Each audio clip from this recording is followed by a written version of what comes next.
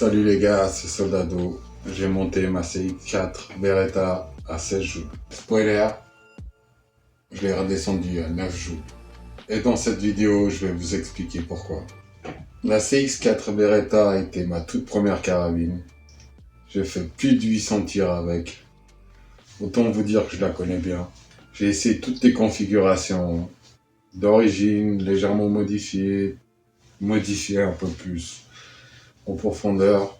Je suis arrivé à 13,5 avec l'adaptateur CO2 2 x 12 grammes. C'était mon meilleur score. Avec une Sparklet 88 grammes, certainement que je suis arrivé dans la tranche des 15 voire 16 joules. Parce qu'il faut savoir que les 88 grammes fonctionnent nettement mieux sur cette carabine que l'adaptateur, dû à la conception du système CO2.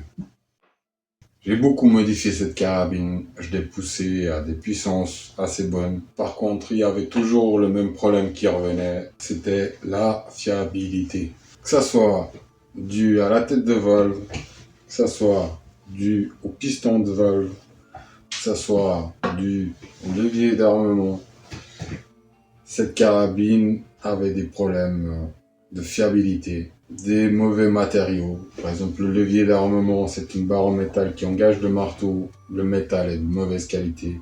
Je l'ai limé, je l'ai refait, mais c'est pas fait pour pousser un ressort super fort. Le pin de la valve, il faut bien l'ouvrir, mais si on l'ouvre trop,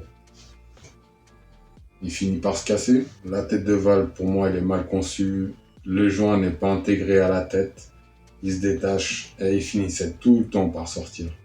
Dû aux vibrations, je suppose, et à la pression intérieure plus grande vu que j'avais agrandi le trou. Cette carabine, c'est une vraie italienne.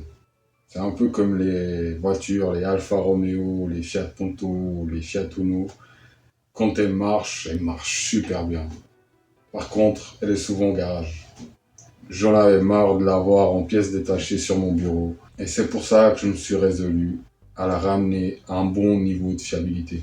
Et je pense qu'avec cette configuration-là, on a de la fiabilité avec un peu plus de puissance. Ce que j'ai fait, c'est avoir agrandi légèrement le trou de cette pièce, la pièce en laiton et l'entrée de la valve.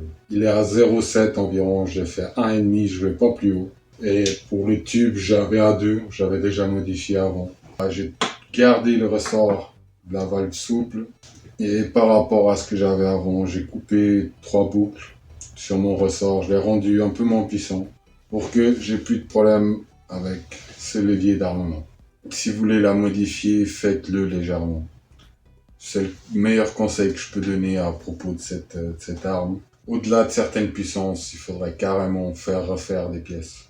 J'ai pensé à faire refaire le pin et également la tête de la valve.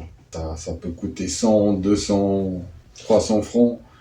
Donc, j'avais pas envie d'investir cet argent-là dans cette carabine et c'est pour ça que j'ai préféré la laisser avec un niveau de fiabilité très bon et un peu plus de puissance. C'est une conclusion un peu amère à propos de cette CX4, mais je crois qu'il faut savoir quand même identifier les systèmes qu'on a devant soi, la qualité des matériaux, le type de conception.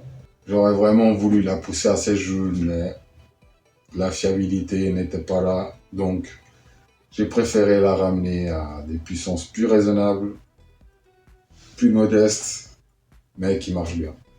C'est là ma conclusion à propos de la CX4 Beretta. J'espère que ça pourra en aider certains. Ciao les gars.